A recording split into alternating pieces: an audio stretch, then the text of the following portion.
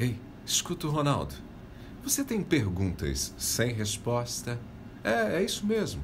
Você tem dúvidas que te incomodam? Tem coisas que você não entende? E aí? Na prática, todos nós somos ignorantes. É isso. Em alguma medida, todos nós somos ignorantes. Para inúmeras coisas que ignoramos, já existem respostas. Ou pelo menos tentativas de resposta. E ainda assim ignoramos. E isso acontece porque não temos sequer tempo para aprender tudo, para acessar todo o conhecimento disponível.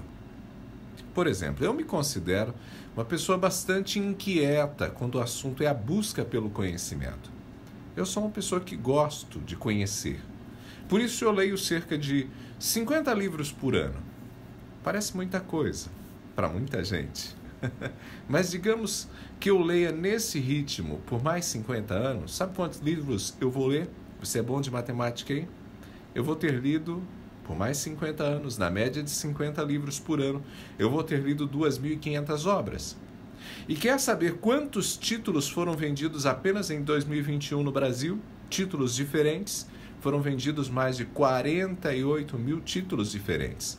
Desse total, quase 12 mil eram novos lançamentos.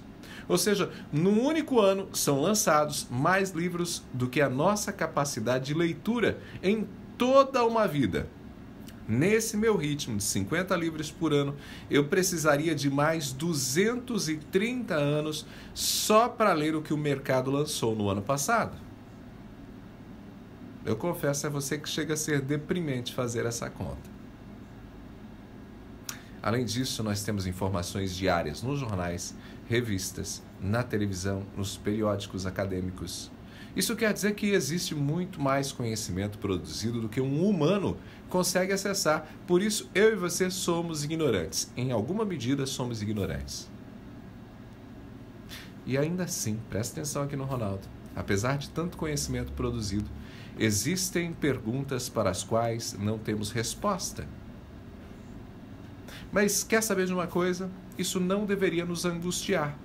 Eu vou citar para você uma história que está no capítulo 9 do Evangelho de Marcos, nos primeiros versos.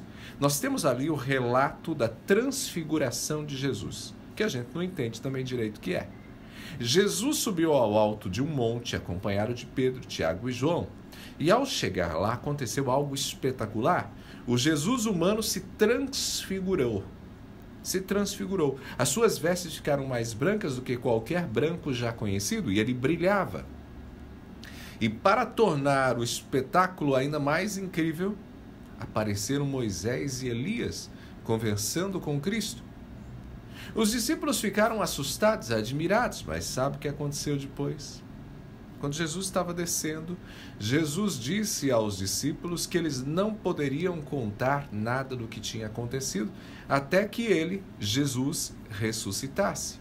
Eu vou citar os versos para você para ficar mais claro. Diz assim: enquanto desciam o monte, Jesus ordenou que não contassem a ninguém o que tinham visto, até que o Filho do Homem tivesse ressuscitado dos mortos. Agora note bem o verso 10.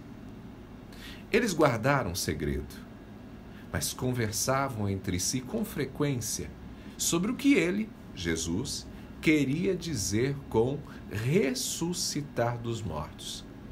Ei, escuta o Ronaldo. Os discípulos não tinham a menor ideia do que Jesus queria dizer com ressurreição, com a palavra ressurreição. Eles ficaram confusos. A gente não sabe muito bem como Pedro, Tiago e João reagiram a essa dúvida. Mas é certo que eles podiam pesquisar, usar o Google da época, conversar com os fariseus, e ainda assim eles não encontrariam ninguém para explicar o que é a ressurreição. E para mim, gente, aqui comigo, para mim, a reação dos discípulos e o comportamento do próprio Jesus, que não tentou explicar. Note, Jesus não tentou explicar para eles o que era a ressurreição. Esse comportamento deixa para a gente uma lição poderosa. Não teremos respostas para todas as nossas dúvidas.